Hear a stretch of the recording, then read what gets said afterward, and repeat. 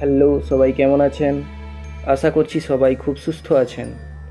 এখন আপনারা শুনছেন ক্লাস 9-এর পাঠ্যপুস্তক থেকে পাঠ রায়বাবু অর্থাৎ সত্যজিৎ রায়ের লেখা প্রফেসর শঙ্কু ও আশ্চর্য পুতুল। শুনতে থাকুন আগাম পর্বগুলো। আজ 20শে মে। কাল রাত্রে না ঘুমানোর ফলে যে অদ্ভুত অভিজ্ঞতা হলো সেটা আজ সকালেই লিখে ফেলেছি। লিন্ডকুইস্টের এই কাঠের বাড়িতে দরজার চৌখাট বলে কিছু নেই, ফলে পাশের ঘরে আলো জ্বললে দরজা বন্ধ থাকলেও তার ফাঁক দিয়ে সে আলো দেখা যায়। লিন্ডকুইস্টের বৈঠকখানায় কুকু ক্লক এর কোকিল তখন সবে 12টার ডাক ডেকেছে। আমি আমার সেই ঘুম তাড়ানি ট্যাবলেটটা না খেয়েও তখন দিব্যি জেগে বসে আছি, কারণ মনে কেমন জানি দৃঢ় বিশ্বাস হয়েছে যে রাত্রে একটা কিছু ঘটবে। এমন সময় আমার বন্ধ দরজার তলা দিয়ে আলো দেখলাম।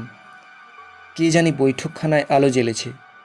কিছুক্ষণ সব চুপচাপ, তারপরেই একটা পরিচিত খুদ শব্দ শুনতে পেলাম। এবার বৈঠকখানার বাতিটা নিভে গেল।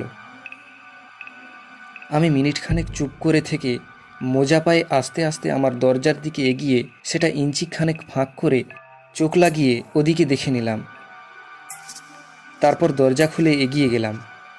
গুপ্ত দরজার দিকে এগিয়ে গিয়ে দেখি দরজা খোলা। বিপদের আশঙ্কা সত্ত্বেও তখন একটা অদম্য বৈজ্ঞানিক কৌতূহল আমায় পেয়ে বসেছে। আমি দরজা খুলে ভেতরে ঢুকে সিঁড়ি দিয়ে নামতে শুরু করলাম। 3.5 পাক নামলে পুতুলের ঘরে পৌঁছানো যায়।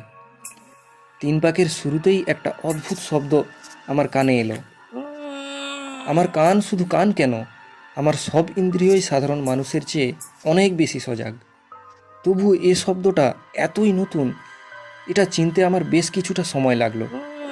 অবশেষে হঠাৎ চিনতে পেরে বিস্ময়ে এবং আতঙ্কে আমার রক্ত হিম হয়ে গেল। এ হলো মানুষের চিৎকার, কিন্তু গলার স্বরটা সাধারণ মানুষের চেয়ে অনেক অনেক গুণে তীক্ষ্ণ ও মিহি। চিৎকারের ভাষাটা জাপানি। আমার বুঝতে বাকি রইল না যে ওই জাপানি পুতুল সাঁতারু হাকি মতোই কোনো বিপন্ন অবস্থায় পড়ে এভাবে আর্তনাদ করছে। আমি স্তম্ভিত হয়ে চিৎকারটা শুনছি। এমন সময় হঠাৎ থেমে গেল। তারপর টং করে কাচের শব্দ। এ শব্দেরও কারণ অনুমান করা কঠিন নয়। কাচের খাঁচার দরজাটা বন্ধ হওয়ার শব্দ এটা। আমার কৌতূহল এখন সব ভয়কে ছাপিয়ে উঠেছে। আমি সিঁড়ির বাকি কটা ধাপ নেমে গিয়ে দেওয়ালের পাশ দিয়ে গলাটা বাড়িয়ে দিলাম। লিন্ডকুইস্ট একটা চাবি দিয়ে এই ফরাসি পর্যটকের খাঁচাটা খুলছে। তারপর হাত ঢুকিয়ে মুঠো করে পুতুলটাকে বাইরে বের করে এনে তার গায়ে বাঁ হাত দিয়ে কি যেন একটা ঠেকাতেই পুতুলটা হাত পা ছুঁড়তে আরম্ভ করলো, এবং তারপর শুরু হলো ক্ষীণ মিহি সুরে আর্তনাদ।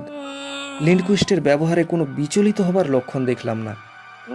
সে আর্তনাদ অগ্রাহ্য করে একটা ছোট্ট ড্রপার দিয়ে পুতুলের হাঁ করা মুখে কি যেন একটা পুরে দিচ্ছে। আস্তে আস্তে পুতুলের হাত পা ছোঁড়া থেমে গেল। তারপর লিন্ডকুইস্ট সেই আগের জিনিসটা পুতুলের গায়ে ঠেকাতেই তার হাত পা অসাড় হয়ে আগের অবস্থায় চলে এলো। লিন্ডকুইস্ট সেটাকে খাঁচার মধ্যে পুরে দাঁড় করিয়ে দরজা বন্ধ করে চাবি দিয়ে দিল। আমি আমার জায়গায় বিহ্বল অথচ তন্ময় হয়ে দাঁড়িয়ে রইলাম। তার পিছনেই 10 হাতের মধ্যেই যে আমি দাঁড়িয়ে রয়েছি সেটা লিন্ডকুইস্টের খেয়ালই হলো না। এরপর অ্যাক্রয়েডের পালা।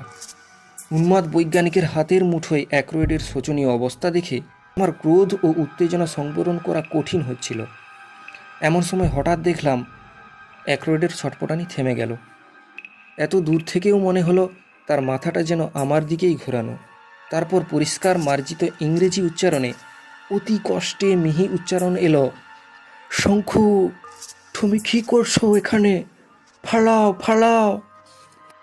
পুতুলের মুখে আমার নাম শোনা মাত্র লিন্ডকুইস্ট বিদ্যুৎ বেগে সিঁড়ির দিকে দৃষ্টি ঘোরাতেই আমি ঘুরে 3-4 পাক সিঁড়ি একসঙ্গে উঠে বৈঠকখানায় পেরিয়ে ঊর্ধ্বশ্বাসে আমার ঘরে ঢুকে দরজা বন্ধ করে দিলাম।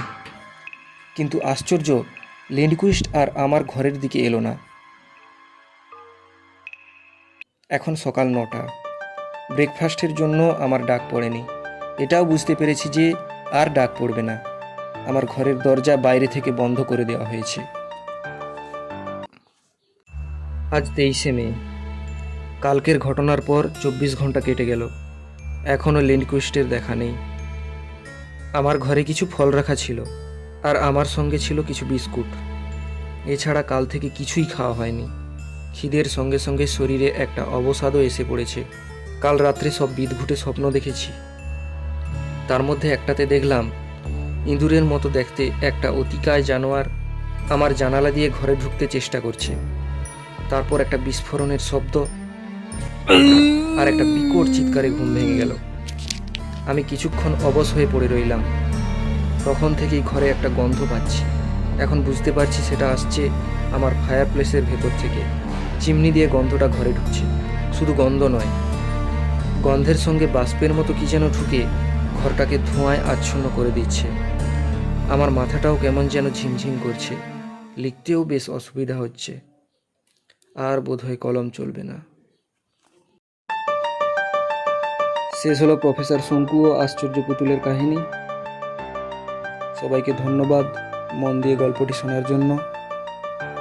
ভালো লাগলে লাইক, কমেন্ট, শেয়ার এবং সাবস্ক্রাইব করতে ভুলবেন না।